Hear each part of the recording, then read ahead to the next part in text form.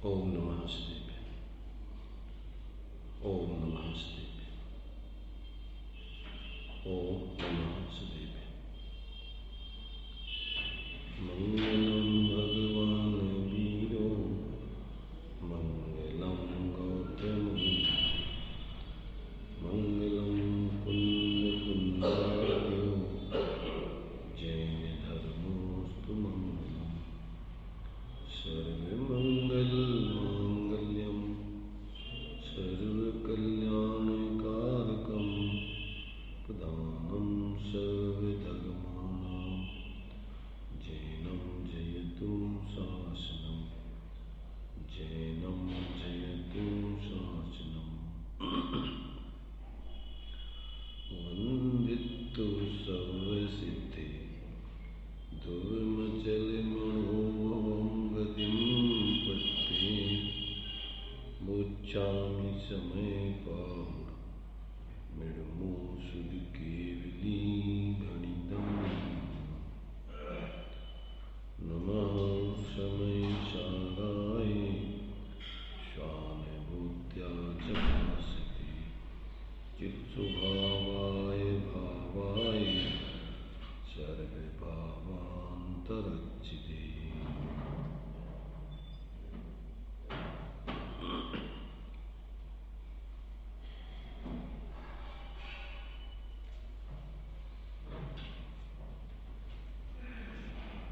ये विषय अपना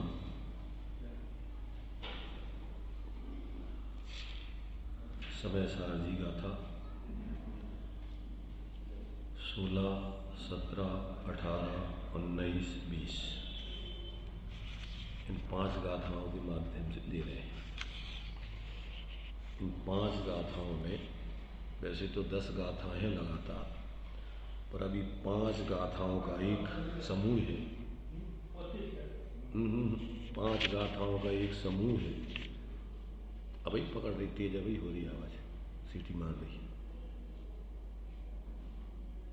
इसका भी हाँ लेने दो। 5 गाथाओं का एक समूह है और 5 गाथाओं का दूसरा समूह है।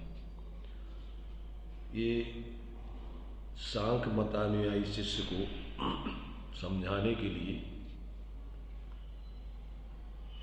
द्रव्य कथंचित परिणामी कथंचित अपरिणामी, न सर्वथा परिणामी न सर्वथा अपरिणामी। अभी द्रव्य स्वभाव की दृष्टि से आत्मा को ध्रुव एक रूप सिद्ध करके अब पर्याय स्वभाव से जीव परिणमन करता है, इस बात को सिद्ध करने के लिए ये आगे की गाथाएं लिखी गई। तो सांख्य मतानुयायी शिष्य अपरिणामी द्रव्य को सर्वथा मानता है और क्या करता है वो? प्रकृति और पुरुष दोनों अपरिणामी हैं। प्रकृति और पुरुष, पुरुष माने आत्मा, प्रकृति माने सब बाहर का अजीब पदार्थ पुद्गल आदि, ये सब अपरिणामी मानते हैं, एकांत से परिणामी नहीं मानते।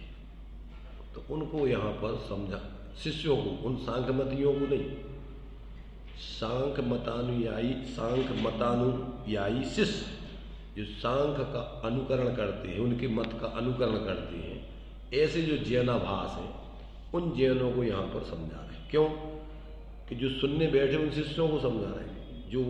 जो अपने से विपरीत है उनको समझाने कौन जाएगा, और वो समझेंगे कैसे?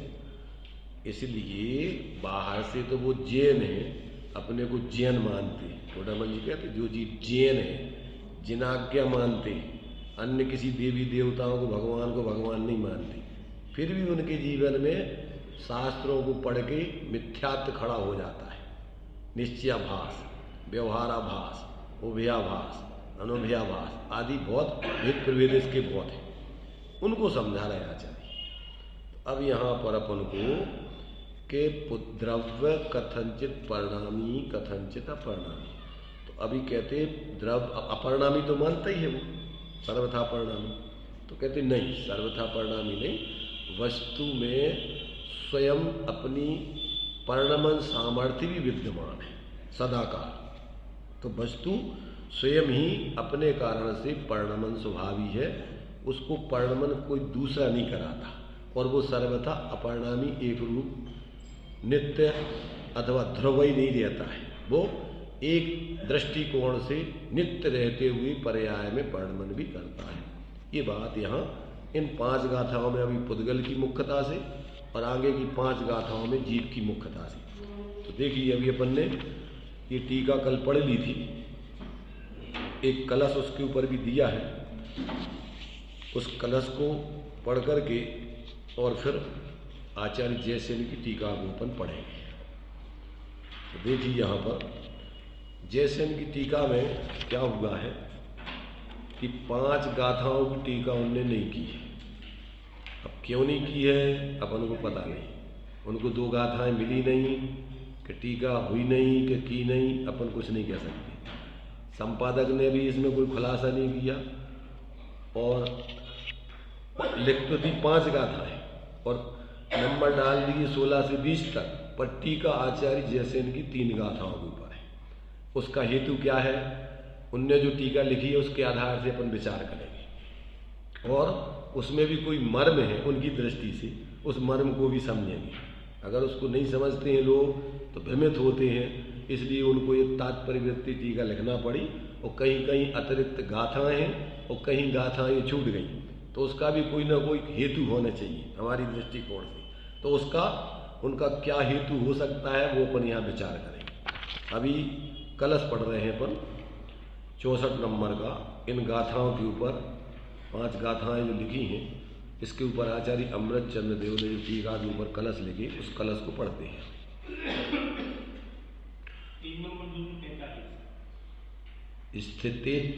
स्थितेत्यभिघ्ना खलु पुद्गलस्य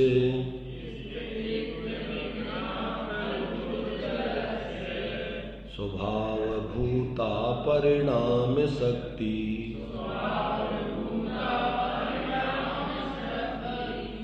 तस्यां स्थितायां सकरोति भावम्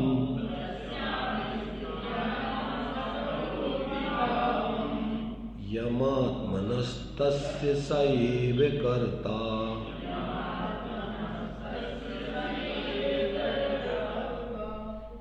देखिए जो एक टीका लिखी उस टीका का ही संक्षेप में कलश में भाव लिखा है।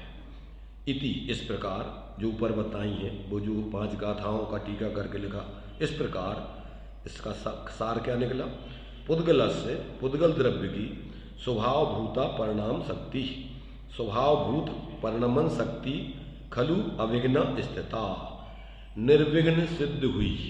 निर्विघ्न माने इसको कोई भी बाधा नहीं, किसी प्रकार से कोई इसको रोक नहीं सकता है। तस्याम स्थितायाम उसके सिद्ध होने पर सा आत्मना यम भावम करोति। पुद्गल द्रव्य यहाँ आत्मना का अर्थ होता है अपने जिस भाव को करता है। सा आत्मना यम भावम करोति माने वह पुद्गल, आत्मना माने अपने स्वयं के जिस भाव को करता है, तस् सा एव करता, उसका वह पुद्गल द्रव्य भी स्वयं करता होता है। ये उसका इस कलश का अर्थ हो गया। अब भावार्थ लिखा है जयचंदी ने, सर्व द्रव्य परिणमन स्वभाव वाले हैं। कैसे हैं सब द्रव्य? सर्वथा नहीं, ध्यान रखना। सर्व द्रव्य परिणमन स्वभाव, इसके लिए अपन को द्रव्य संग्रह की दूसरे अधिकार की जो भूमिका लिखी हुई है, इसको अपन को पढ़ना चाहिए। बहुत बढ़िया इसका खुलासा स्पष्टीकरण किया है। सर्व द्रव्य परिणमन स्वभाव वाले हैं, इसलिए वे अपने अपने भाव के स्वयं ही करता है।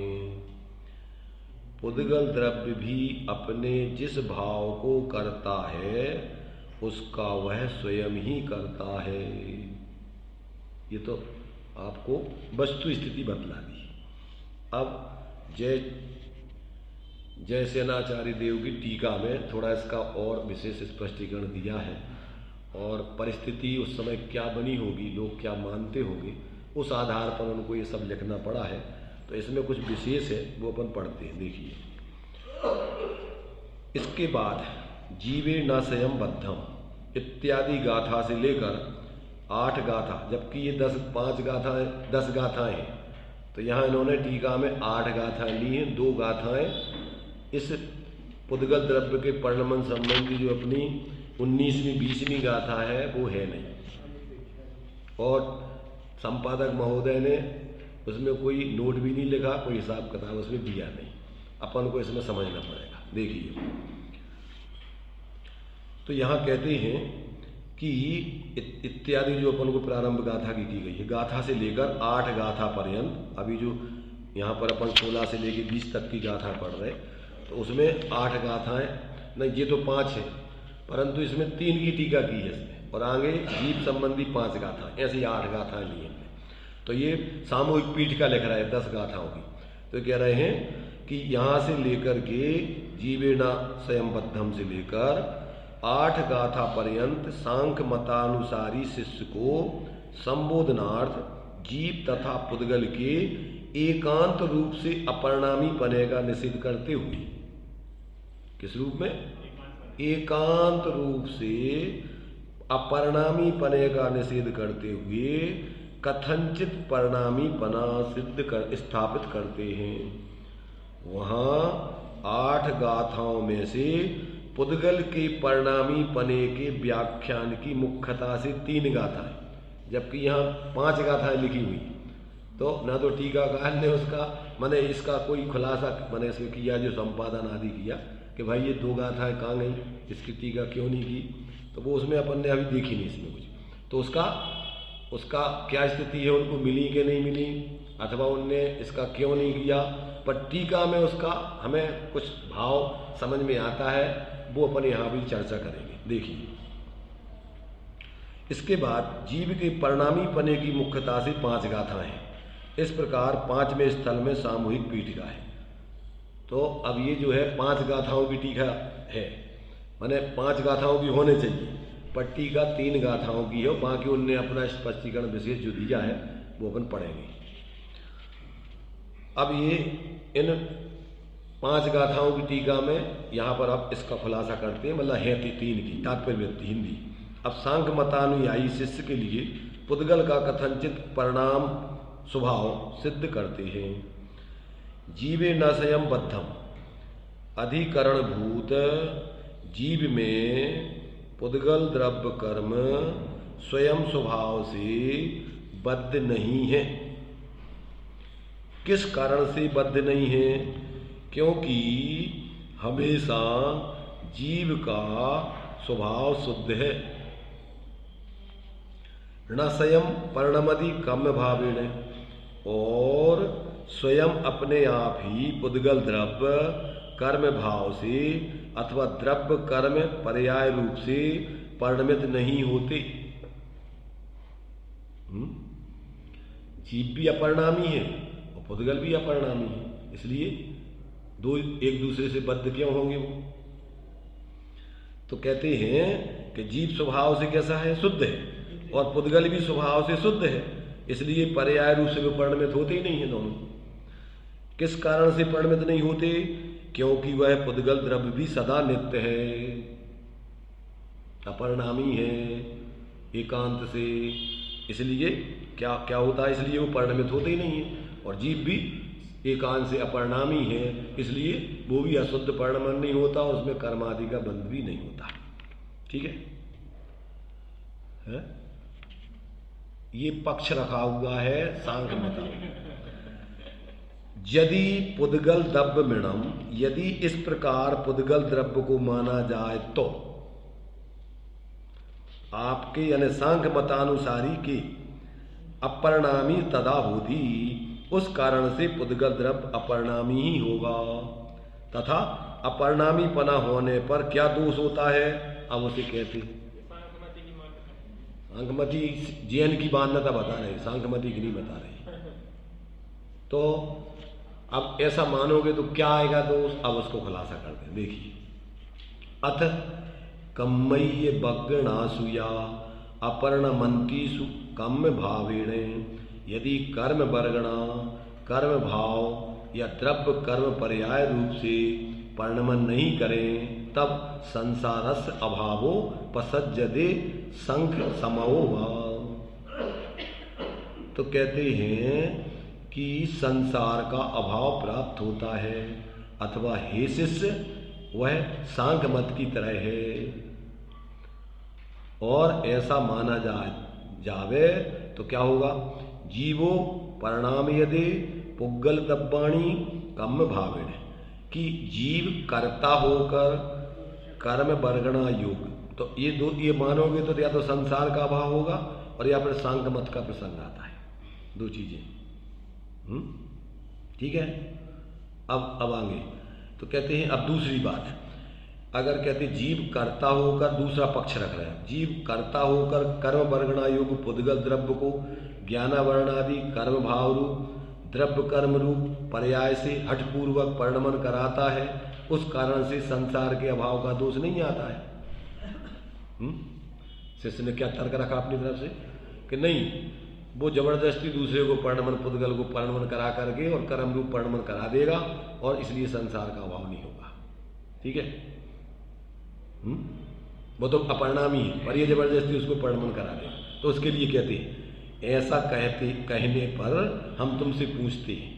अब आचार्य देव उससे दूसरा प्रश्न करते हैं, ते समय परिणमन्ते कहतु परिणाम यदि नानी, ज्ञानी माने जीव स्वयं अपरिणामी होता होगा, स्वयं अपरिणामी पुद्गल द्रव्य को परिणमाता है या परिणामी पुद्गल द्रव्य को परिणमाता है?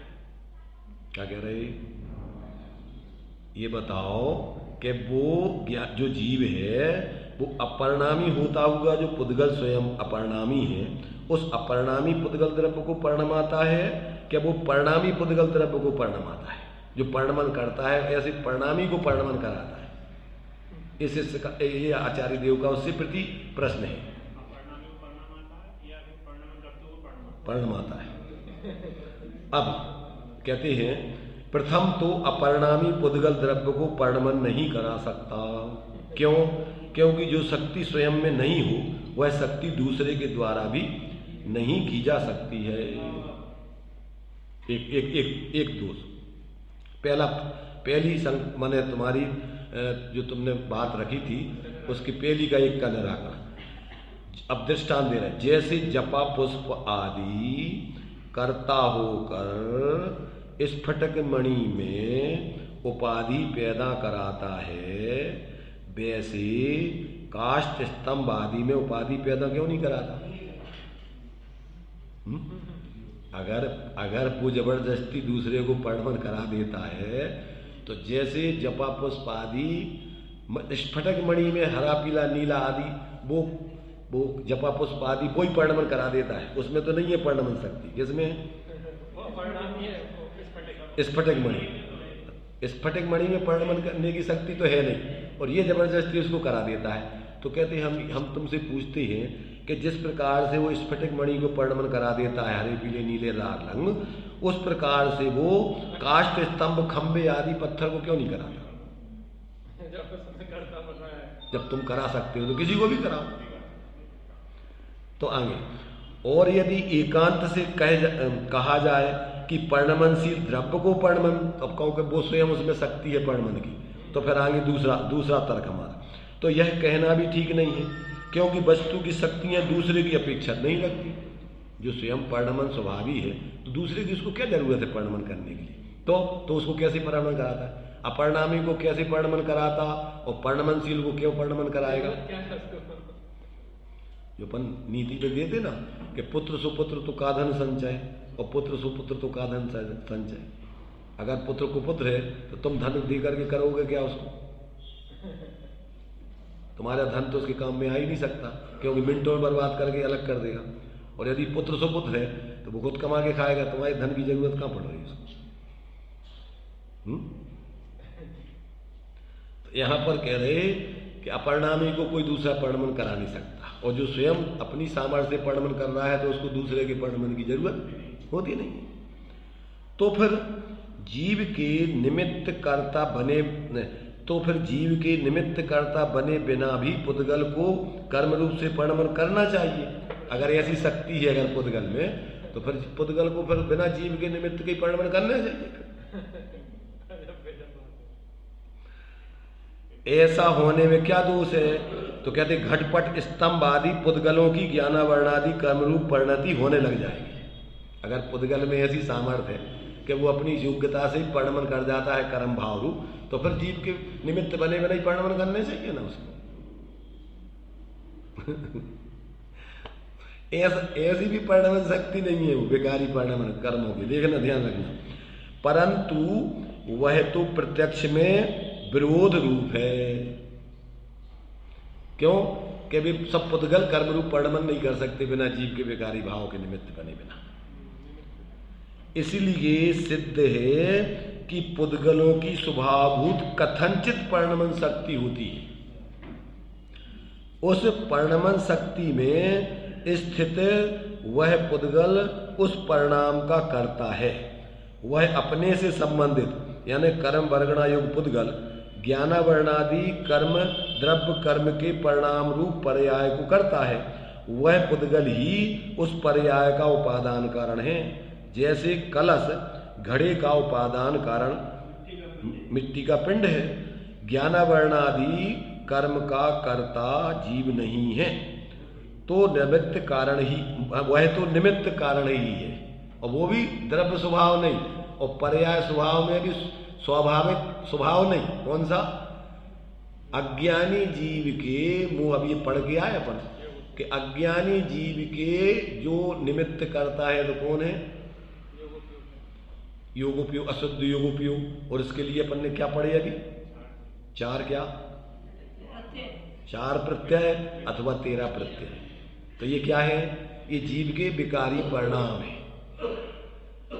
13 प्रकार से लो अथवा 4 प्रकार के लिए सामान्य से, और सामान्य से कहो तो पुद्गल है, उसको पुद्गल कहते हैं। परंतु ये इस प्रकार के उसके प्रत्यय हैं, तो वो विकारी निमित्त बनते हैं। कर्ता वो भी नहीं है, ध्यान रखना। वो क्या बनते हैं? निमित्त। अगर जीव के ये मिथ्यात अवरति कसाय योग अगर निमित्त नहीं हो तो पुद्गल द्रव्य कर्म रूप से परिणमन, वो भी देखो सब पुद्गल नहीं, उसमें जो कारमाण वर्गणा रूप में है वो ही पुद्गल परिणमन करेगा, और पुद्गल नहीं कर सकती।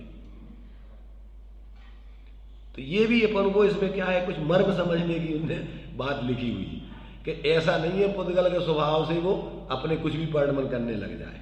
उसके लिए भी जिसको जो उसके परिणमन की योग्यता जिस पर्याय में है वो पर्याय, और उसके लिए भी निमित्त पूर्वक परिणमन करेगा।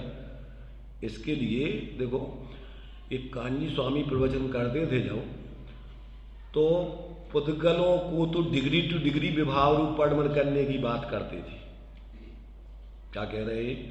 जीव के विकारी भावों के निमित्त से पुद्गल को तो जैसे जीव के भाव होंगे वैसा ही परिणमन होगा ही होगा, परंतु जीव के लिए पुद्गल के उदय में जैसा उदय होगा वैसा परिणमन करना अगर जरूरी हो तो कभी कल्याण नहीं होगा। क्योंकि जीव चेतन है और पुद्गल अचेतन है, तो पुद्गल तो जानता नहीं है, वो तो विकारी परिणमन उसका तो देखो, और सदा स्वभाव रूप परिणमन भी नहीं रहता है, वो तो स्वभाव से विभाव रूप परिणमन भी कर जाता है। समझ रहे ना? परमाणु से स्कंद, स्कंद से परमाणु, उसका तो पूर्ण गलन स्वभाव है, पर जीव में ऐसा नहीं। जीव का क्या है? कारमाण वर्गणा रूप परिणमन में जीव के निमित्तता है, तो भी जो स्कंद रूप परिणमन होता तो क्या उसमें वे तो सदा काल लोक में ठसाठा से 22 वर्गणाएं सदा भरी निमित्तता की बात। अरे हम ये कह रहे हैं कि कारमाण वर्गणाओं में निमित्तता की जरूरत नहीं है, वो तो उनका स्वाभाविक परिणमन है। कारमाण वर्गणाओं को ज्ञानावरणादि कर्म रूप परिणमन करने में जीव के परिणामों की निमित्तता है। इसलिए पुद्गल का 2 प्रकार का जो परिणमन दिया है कि पुद्गल तो अणुस्कंधास्य, पुद्गल को 2 भागों में बांटा है, अकेले एक ही भाग नहीं है। तो एक अणुरूप और एक स्कंद रूप, ये सदा काल ऐसे ही उसके परिणमन चल रहा है, इसके लिए कोई दूसरे की जरूरत नहीं है। स्कंद रूप भी स्वभाव ही है, माने उसका पर्याय स्वभाव है वो परिणमन करना। तो वो 22 वर्गणाएं तो लोक में ठसाठस भरी हुई है। अब उनमें से पुद्गल परमाणु क्या होते रहे, आते रहते, जाते रहते, बदलते रहते, पर उनका कभी अभाव नहीं होगा। अगर अभाव हो जाए तो उनको कौन परिणमन कराए? और परिणमन तो उनका स्वाभाविक इस रूप में तो होता ही रहता है। 22 वर्गणा रूप, 2 अधिक आदि गणा नाम, 2 अधिक स्निग्ध रूक्ष गुणों का उसमें होने पर अधिक गुण वाले अपने गुण के क्या करते हैं, अनुरूप, मैंने अनुकूल, वैसे तो क्या है, एक पुद्गल द्रव्य दूसरे पुद्गल परमाणु की अपेक्षा कहें तो अनुकूल परिणमन करा लेते, समझा ना। अनुरूप तो कैसे कहते हैं, एक द्रव्य के गुण पर्याय अनुरूप होते हैं और निमित्त नैमित्तिक संबंध में निमित्त अनुकूल होता है। अपन निमित्त की परिभाषा क्या बोलते हैं, निमित्त कैसे कहते हैं, जब उपादान स्वयं अपनी शक्ति से परिणमन करता है तो जिसमें अनुकूल होने का आरोप आता है वो निमित्त कहलाती है। तो जिस प्रकार के कार्य में जो भी उसका अपना अनुरूप परिणमन हुआ, माने जैसे जीव मिथ्यात्वादि रूप परिणमन कर रहा है तो उसमें कर्म का उदय अनुकूल हो जाएगा, मिथ्यात् कर्म का उदय अनुकूल होगा और जीव मिथ्यात्व रूप अपने भाव के अनुरूप परिणमन कर जाएगा। माने जिस प्रकार का परिणमन करेगा, अभी इसमें आगे इस 5 गाथाओं को सिद्ध करेंगे कि जिस समय जीव माया रूप परिणमन कर रहा है तो माया उपयोगी माया, क्रोध उपयोगी क्रोध, लोभ उपयोगी लोभ, तो जिस रूप परिणमन कर रहा है वो उस समय वही बन जाता है पर्याय में।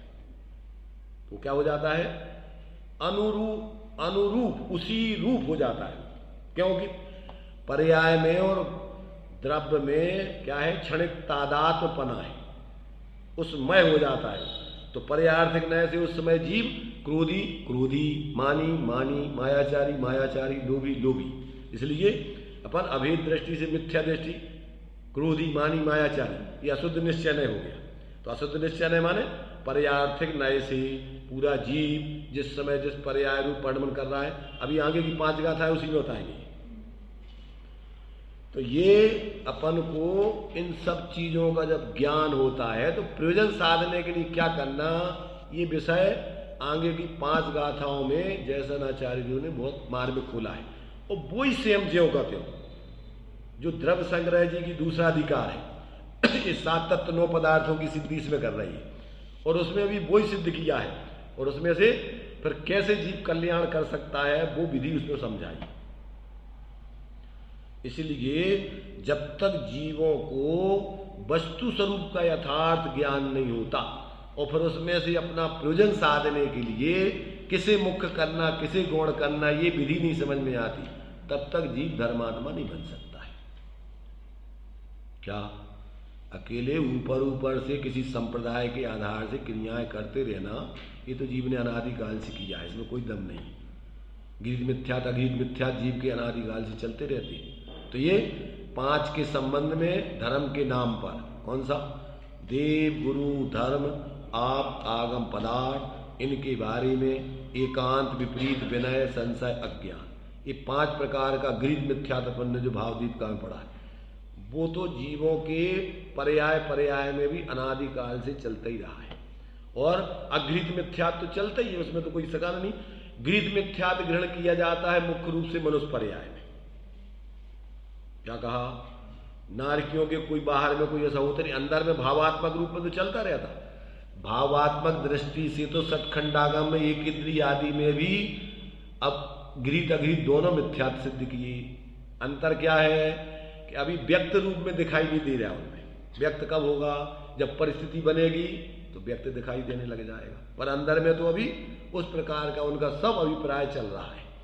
इसलिए ये अपन को बराबर समझना चाहिए कि ज्ञानावरणादि कर्म का कर्ता जीव नहीं है, वह तो निमित्त कारण ही है और यह हे तत्व है, छोड़ने लायक है, उसका आश्रय छोड़ने लायक है ये प्रयोजन साधने के लिए। इसलिए पुद्गल से भिन्न शुद्ध परमात्म भावना में परिणत अभेद रत्नत्रय लक्षण वाले भेद ज्ञान से अनुभव गम्य चिदानंद एक स्वभाव रूप निज आत्मा ही शुद्ध निश्चय से उपादेय है। अब ये प्रयोजन साधने की बात है, परंतु भेद रूप रत्नत्रय उपादेय भूत अभेद रत्नत्रय का निमित्त होने से, क्या कहा, ये सब पूरा का पूरा द्रव्य संग्रह में पूरा खुलासा किया है। विस्तार में समझना है तो दूसरे अधिकार की प्रस्तावना पढ़ना चाहिए अच्छे से। तो उसमें क्या है, जो भेद रत्नत्रय है ये उपादेयभूत निश्चय रत्नत्रय का साधन है। जो अपन 6 डाला पढ़ते हैं। अब व्यवहार मोक्ष मग सुनिए, हेतु नियत का हुई, देव जिनेन्द्र गुरु पर ग्रह बिन, धर्म जयाज उत्सारो, ये मान समकृत को कारण, अष्ट अंगुचित धारो। ये सब वही बातें लिखी हुई। तो यहां पर कहते हैं भेद रूप रत्नत्रय उपादेयभूत अभेद रत्नत्रय का साधन साधक या निमित्त होने से व्यवहार से उपादेय है, व्यवहार से। इस प्रकार 3 गाथाओं के शब्दार्थ रूप व्याख्यान से शब्दार्थ जानना चाहिए, व्यवहार निश्चय रूप से नयार्थ जानना चाहिए, सांख्य मत वाले के संबोधनार्थ मतार्थ जानना चाहिए, और आगमार्थ तो प्रसिद्धि है। आगम में जो जो चीजें लिखी हैं, 6 द्रव्य होते, 7 तत्व होते, 9 पदार्थ, ये सब आगमार्थ तो सब प्रसिद्धि है। और हे उपादेय व्याख्यान रूप से भावार्थ भी जानना चाहिए। ये 5 चीजें द्रव्य संग्रह में पड़ी। देखो भाई, ये बातें इतनी गंभीर हैं कि इनको समझे बिना पार किसी का पढ़ नहीं सकता है। कितने ही अपने आप को तुम मन से अपनी कल्पनाओं से मानते रहो कि हम बहुत ऊंचे हो गए, परंतु जीवन में गंध नहीं आएगी शांति की अगर इन विषयों को नहीं समझोगे और प्रयोजन साधने की कला नहीं सीखोगे और अंदर में उस रूप ढल के एकत्र भक्तात्मा की निर्विकल्प अनुभूति नहीं होगी, तब तक आपके मिथ्यात्व को किंचित मात्र भी अंतर नहीं पड़ता है। पूरे अकेले क्षुप्सम ज्ञान में, धारणा ज्ञान में अकेले जानकारी करके वो संतुष्ट होकर अपने कामों में लगे रहना, ये और ज्यादा भ्रम है। और बाहर से निर्वृत्ति करके, और बाहर के टोडामल जी ने लिखा है इसके लिए कि मंद कसाय में या तो व्यवहार धर्म में लगा रहे और या संसार के विषयों आदि में ही संतुष्ट बना रह करके लगा रहे, तत्व निर्णय करके स्वरूप अनुभव नहीं करे, तो समय तो निकल जाएगा और संसार ज्यों का त्यों खड़ा रहेगा। व्यवहार धर्म में अगर लगे रहे, और उसमें भी देखो व्यवहार धर्म में भी पुण्य बंद होता है मंद कसाय से। अगर इसमें भी व्यवहार धर्म में हटाग्रह दुराग्रह है, समझ रहे, संकलेशता है करने में, कर्तृत्व बुद्धि तीव्र है, थोड़ी सी क्रियाओं में अंतर पड़ जाने में परिणाम बिगड़ते हैं, पुण्य का ठिकाना नहीं। पुण्य तो निगूढ़ बन जाता है मंद कसाय से, और मनुष्य बन जाता है, और जैन कुल में चक्रवर्तियों के यहाँ पैदा हो जाता है। काय से बंधा? कौन सी क्रिया से? कौन सी क्रिया करी उनने निगूढ़ में? अपन बोलते नित्य निगूढ़ माही दे करके नर परे आए पाय सुख दानी, समकृत लय अंतर बहुत में केवल ज्ञान पाय सुख दानी, जीवन के परिणामन की अति विचित्रता देखो ज्ञानी। बंध मोक्ष परिणामन से, क्रिया से नहीं। ऐसा कहे श्री जिनवाणी, ताते परिणामन की संभाल में गाफिल मत हो प्राणी। अभी अपन को बाहर की अगर क्रियाओं का करते थे तो परिणामों का भी ठिकाना नहीं है उसके तो पुण्य का भी कोई ठिकाना नहीं है, दम्भ है उसको। तो मरने मारने को तैयार जितनी क्रिया वाले बाहर की है, ये सब जितने भी बॉम्ब ढंग से कोई है, ये काहे के आधार पर धर्म चल रहा है? मंदिरों के आधार पर, मूर्तियों के आधार पर। मंदिर इनको अगर कब्जा दूसरे ने कर लो तो लाखों जीवों को मार डालेंगे। और सदा सुखदास जी ने लिखा रत्नगण शराब का आचार्य जी की उस टीका में, देखो भैया मंदिर मूर्तियां कौन उद्दंड लोग, तीव्र कसाई लोग, सांप्रदायिक लोग तोड़ेंगे ही, समझ रहे? तो उसमें लड़ने झगड़ने का काम नहीं है, या विवेकी जीव फिर बनाते हैं, समझ रहे ना? माने जो आतंकवादी आदि हैं उनको कोई रोक सकता है? तीव्र कसाय का भाव है, वे तो मरने मारने को तैयार। इसलिए विवेकी व्यक्ति क्या करता है? माध्यस्थ भावम विपरीत वृत्तौ। जिनको तत्व ज्ञान नहीं है, परिणामों की खबर नहीं है, वे निमित्तों के पीछे, क्रियाओं के पीछे मर जाएंगे, परंतु परिणाम अपने बिगाड़ करके दुर्गति के पात्र होंगे। जबकि धर्म अधर्म काय से है? क्रिया से नहीं, निमित्तों से नहीं, काय से? अपने परिणाम और अपने परिणाम, अभिप्राय और परिणामों से। तो जब तक जीव को ऐसा विवेक नहीं होता है, अब तब तक अपन क्या कर रहे हैं?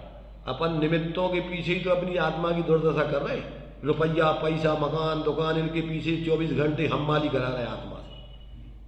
जरूरत कितनी है बताओ अपने लिए? संयोगों की कितनी जरूरत है आज, भोगने की शक्ति कितनी है तुम्हारी, तुम कितना उपयोग कर सकते हो।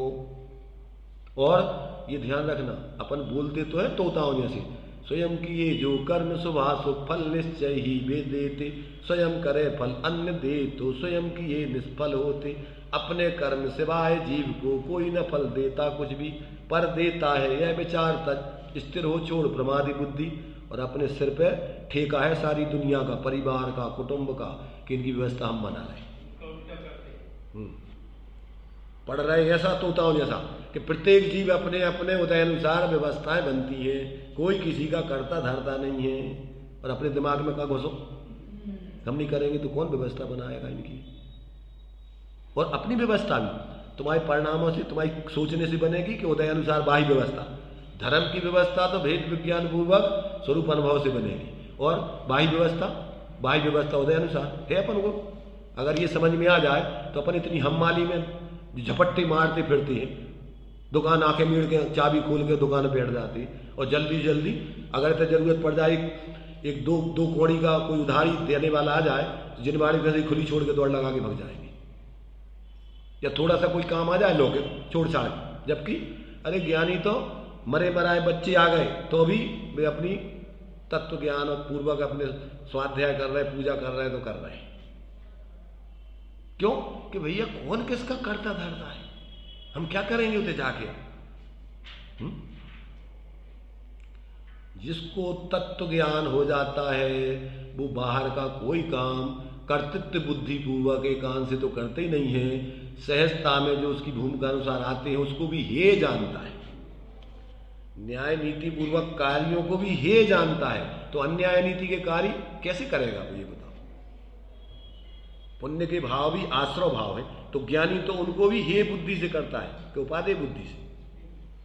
तो फिर जो अन्याय नीति के हैं बेकारी करेगा वो, झूठ बोलने का, चोरी करने का, बेईमानी करने का, लूटने का, साधर्मियों से भी स्वार्थ साधने का, धर्म के क्षेत्र में आकर के भी धर्म के आयतनों में भी थे अपना लौकिक प्रयोजन साधने का। जो अपन अनंतानबंदी की तीव्रता में अपन ने पढ़े भावदीपिका में, लोक विरुद्ध, धर्म विरुद्ध, राज विरुद्ध कार्य करेगा फिर वो। तो अभी अनंतानबंदी की तीव्रता चल रही हो जहां, और वो धर्म की कल्पना करे, हो सकता है उसको धर्म, जिसके कोई उसकी न्याय नीति का ही ठिकाना नहीं हो। माने जैसे मान लीजिए नैतिक उसके जीवन में नैतिक सदाचार नहीं हो गए, जो जिम्मेदारी ली हो उसका पूरा कर्तव्य निर्वाह व्यवस्थित तरीके से नहीं करे, या तो जिम्मेदारी ले नहीं और लेता है तो पूरी नैतिकता पूर्वक ईमानदारी से उसका निर्वाह करे, अन्यथा वो तीव्र कसाई है। मान सम्मान के लिए जिम्मेदारी तो ले लेता है और व्यवस्थाएं बिगाड़ता रहता है, खुद परेशान होता है, दूसरों को परेशान करता है।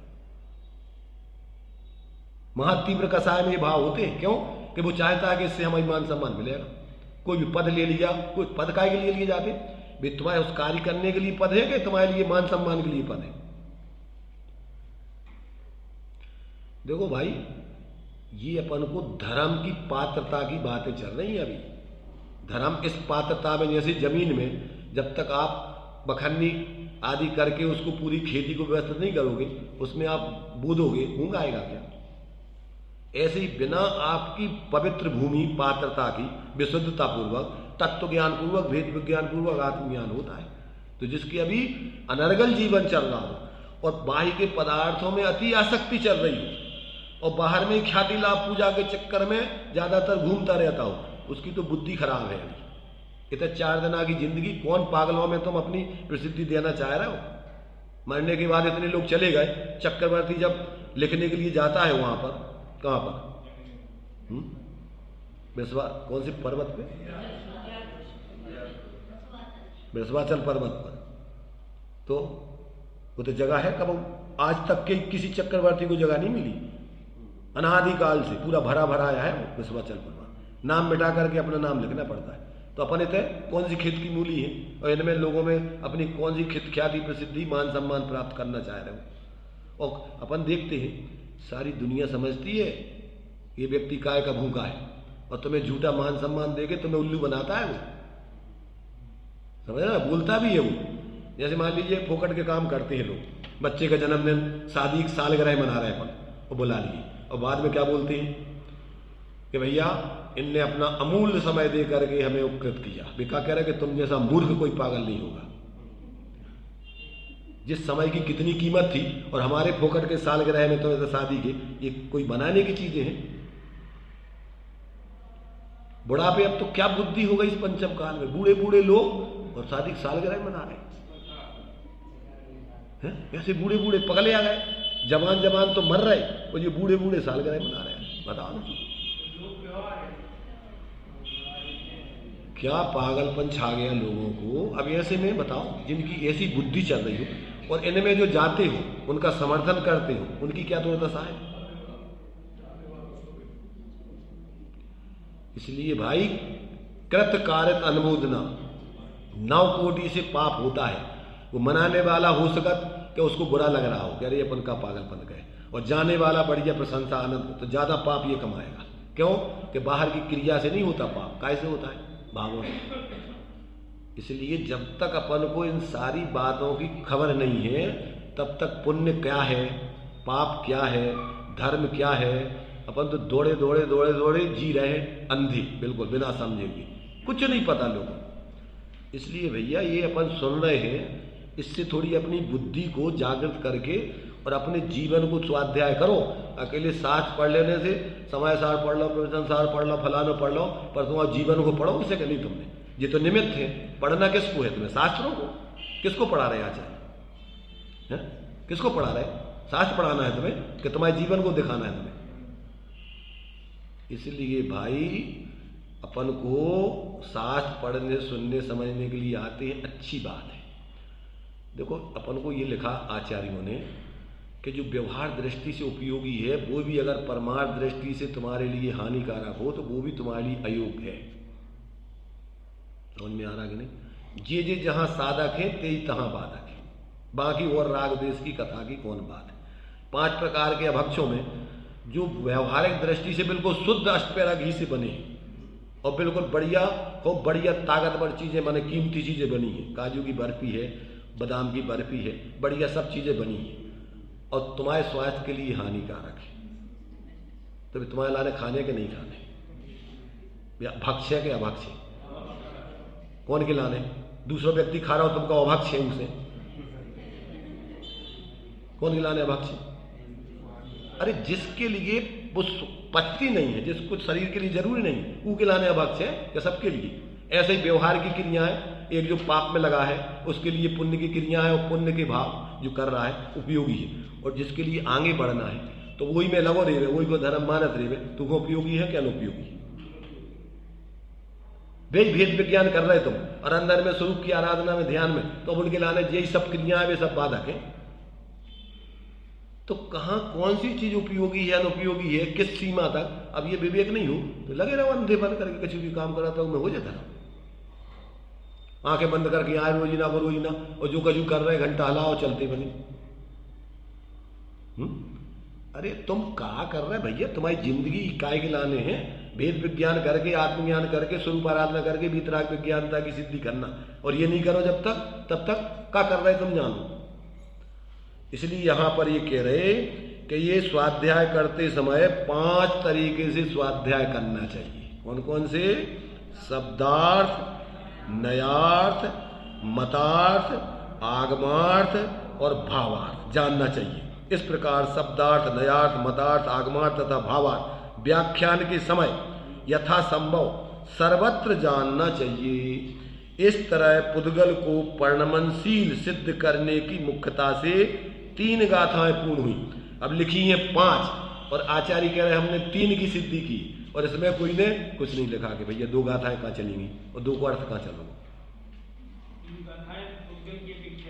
पुद्गल के परिणामी पने को सिद्ध करने के लिए लिखी है। तो जो 2 गाथाएं हैं वे स्वयं परिणमनशील जो दे दिया ना, ये कि स्वयमेव पुद्गल द्रव्य अरुजो कर्म भावो पर्ण में जीव परिणमावे कर्म को कर्मत्व में मिथ्या बने। पुद्गल द्रव्य को कर्म परिणत नियम से कर्म ही बने, ज्ञानावरण इत्यादि परिणत वो ही तुम जानो सी। तो कहते हैं कि अगर इसको स्वभाव रूप से तुम परिणमनशील मान लो तो कहते ये सबका कर्म रूप परिणमन करने चाहिए ना, तो इनने इसको अलग से सिद्ध किया उसको कि ऐसा परिणमन कर्मों का नहीं होता है पुद्गल का। बिना जीव के विकारी भावों के निमित्त के पुद्गल कर्म रूप परिणमन 3 काल में नहीं कर सकता। पर पुद्गल जीव नहीं परिणमन कराता, ये ध्यान रखना। कौन कराता है? जीव तो कराते ही नहीं, देखो द्रव्य स्वभाव से, और पर्याय स्वभाव भी जीव का परिणमन नहीं कराता, क्योंकि वो तो स्वाश्रय से परिणमन करता है, उसमें तो विकार है ही। कौन से? ये जो प्रत्यय मिथ्यातादि रूप है, ये भी करता नहीं है, ध्यान रखना। ये क्या है? निमित्त मात्र होते हैं। ये सिद्ध किया इसमें इन्होंने कि उनके निमित्त बना स्वभाव रूप से पुद्गल कर्म रूप परिणमन नहीं कर जाता। अगर करे तो जैसे कारवार बन है ऐसे तुम्हारे और सबको कर जाना चाहिए ना। समझ में आ रहा कि नहीं? अब आगे जो 5 गाथाएं जीव की सिद्ध करेंगे, उसमें जीव को 5 तरीके से जीव चाहे तो उससे हट सकता है, पर पुद्गल में ऐसी व्यवस्था नहीं है। इसलिए अपन को आचार्य कहां कौन सी भ्रांति चल रही है, उस भ्रांति को तोड़ने के लिए उनका कोई विशेष जो आगे आगे आचार्य टीका करते हैं, उसमें कोई नया प्रयोजन होता है उनका कि कहां कहां लोग क्या भ्रांति करने लग गए कि सब स्वतंत्र हो गए तो पुद्गल अपने आप, तो पुद्गल परिणमन कर रहा तो फिर कर्म रूप से परिणमन करे बिना जीव के बेकारी भावों के निमित्त के। तो कहते ऐसा नहीं, ऐसा परिणमन स्वभाव तो उसका होने चाहिए, पर उसमें जीव के विकारी परिणाम निमित्त अवश्य होते हैं, पर वे करता नहीं, निमित्त ही होते हैं। जीव तो अपने विकारी परिणामों का करता है और उसके फल को भोगता है। तो ये जो है अभी पुद्गल द्रव्य को परिणामी पने का सिद्ध किया है। अब आगे 5 गाथाओं में अब जीव द्रव्य को भी परिणामी पना सिद्ध करने के लिए आगे की गाथा चलेंगी। अभी तो अपना टाइम हो गया है, इसको अपन यहीं